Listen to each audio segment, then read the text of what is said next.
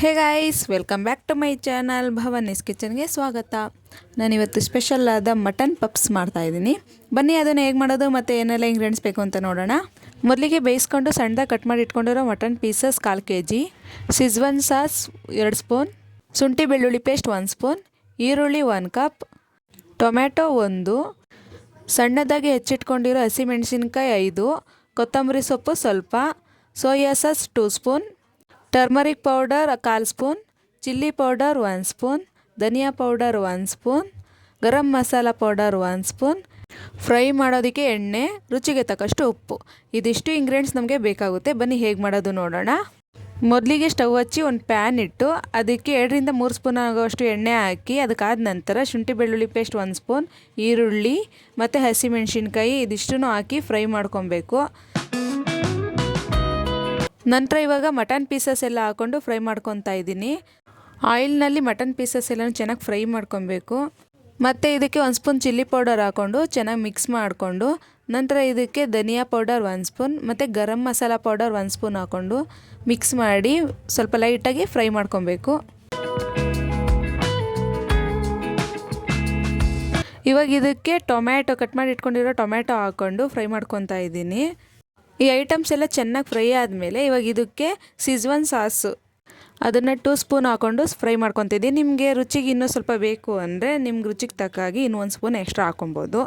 ನಂತರ ಇವಾಗ ಇದಕ್ಕೆ ಅರ್ಧ ಸ್ಪೂನ್ ಉಪ್ಪು ಹಾಕ್ಕೊತಾ ಇದ್ದೀನಿ. ನೀವು ರುಚಿ ನೋಡಿಕೊಂಡು ಹಾಕೊಳ್ಳಿ, ಯಾಕಂದರೆ ಸಿಜ್ವನ್ ಸಾಸ್ ಮತ್ತು ಮಟನಲ್ಲೆಲ್ಲ ರುಚಿ ಇರುತ್ತೆ.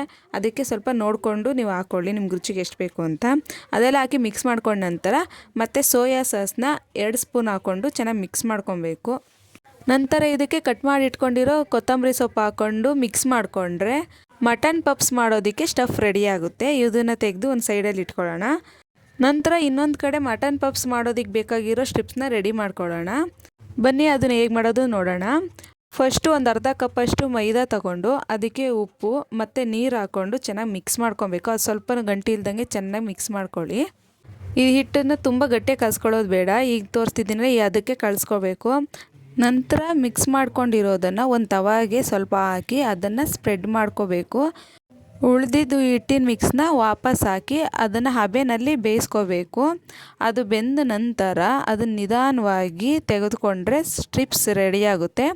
ನೋಡಿದ್ರೆ ಎಷ್ಟು ಚೆನ್ನಾಗಿ ರೆಡಿಯಾಗಿದೆ.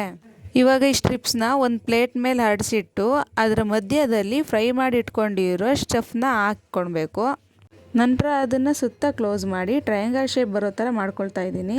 ಇದನ್ನು ಸ್ಟಿಕ್ ಮಾಡೋದಕ್ಕೆ ಮೈದಾ ಮತ್ತು ನೀರು ಹಾಕಿ ಮಿಕ್ಸ್ ಮಾಡ್ಕೊಂಡಿರೋದನ್ನು ಸುತ್ತ ಹಾಕಿ ಸ್ಟಿಕ್ ಮಾಡ್ಕೊತಾ ಇದ್ದೀನಿ.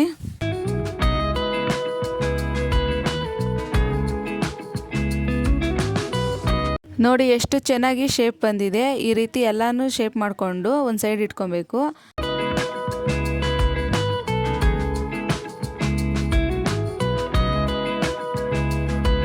ಇನ್ನೊಂದು ಕಡೆ ಸ್ಟವ್ ಹಚ್ಚಿ ಕಡಾಯಿ ಇಟ್ಟು ಅದಕ್ಕೆ ಎಣ್ಣೆ ಹಾಕಿ ಕೈಲಿಗೆ ಬಿಡೋಣ. ಅದಕ್ಕಾದ ನಂತರ ರೆಡಿ ಮಾಡಿ ಇಟ್ಕೊಂಡಿರೋ ಪಪ್ಸ್ನ ಹಾಕಿ ಫ್ರೈ ಮಾಡ್ಕೊಂಡು ಇದನ್ನು ಮೀಡಿಯಮ್ ಉರಿನಲ್ಲಿ ಚೆನ್ನಾಗಿ ಫ್ರೈ ಮಾಡ್ಕೊತಾ ಇದ್ದೀನಿ.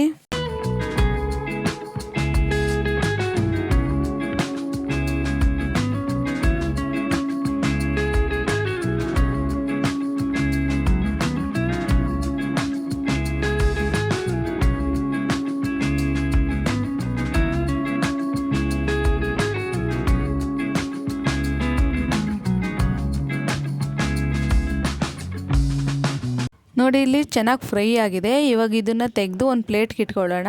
ನೋಡಿದ್ರ ಎಷ್ಟು ಚೆನ್ನಾಗಿ ರೆಡಿಯಾಗಿದೆ, ಎಷ್ಟು ಚೆನ್ನಾಗಿ ಬಂದಿದೆ. ಯಾವಾಗಲೂ ಒಂದೇ ಥರ ಅಡುಗೆ ಮಾಡಿ ಬೋರ್ ಆಗಿದ್ದರೆ ಈ ರೆಸಿಪಿನೂ ಕೂಡ ಒಂದು ಸಲ ಟ್ರೈ ಮಾಡಿ. ಹೇಗಿತ್ತು ಅಂತ ಕಮೆಂಟ್ ಮಾಡಿ. ಇಷ್ಟ ಆದರೆ ಲೈಕ್ ಮಾಡಿ, ಶೇರ್ ಮಾಡಿ ಆ್ಯಂಡ್ ಇನ್ನೂ ಹೆಚ್ಚಿನ ವೀಡಿಯೋಸ್ಗಾಗಿ ಸಬ್ಸ್ಕ್ರೈಬ್ ಮಾಡಿ. Thank you.